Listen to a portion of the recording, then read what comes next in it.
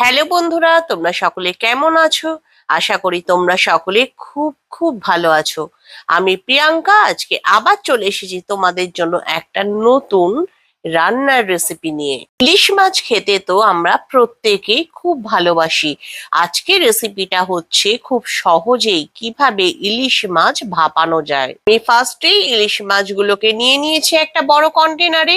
তার সাথে মিশিয়ে দিয়েছি হলুদ আর সর্ষের তেল, আর সেই সাথে মিশিয়ে দিয়েছি একটু নুন। এই রেসিপিটার জন্য কিন্তু আমি অবশ্যই বলবো সর্ষের তেল ব্যবহার করতে। আর এরপরে মেশাতে হবে গ্রিন চিলি। আমার কাছে যেহেতু গ্রিন চিলি ছিল না, সেই জন্য আমি শুকনো লঙ্কাই মিশিয়ে দিয়েছি।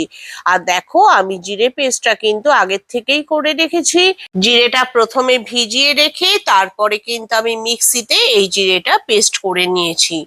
তোমরা যদি শিলে বাটতে পারো তাহলে কিন্তু জিরে বাটার টেস্ট আরো অনেকটাই বেশি হয় বলে আমার মনে হয়। আমি এর মধ্যে খানিকটা জল মিশিয়েছি, পরিমাণটা নিজে বুঝে নিয়েছি। আর তারপরে এই সমস্ত জিনিসগুলো কিন্তু ভালো করে মিশিয়ে আমি নিয়েছি। সমস্ত কিছু একসাথে ভালোভাবে মিশিয়ে নিয়ে আমি এটাকে গ্যাসে বসিয়ে দিয়েছি এবং আরো খানিকটা সর্ষের তেল দিয়ে তারপরেই পুরো জিনিসটাকে কিন্তু আমি কভার করে দিয়েছি।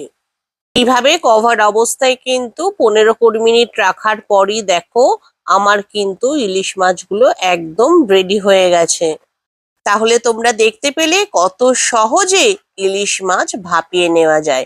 তাহলে চলো, আজকের মতো বাই।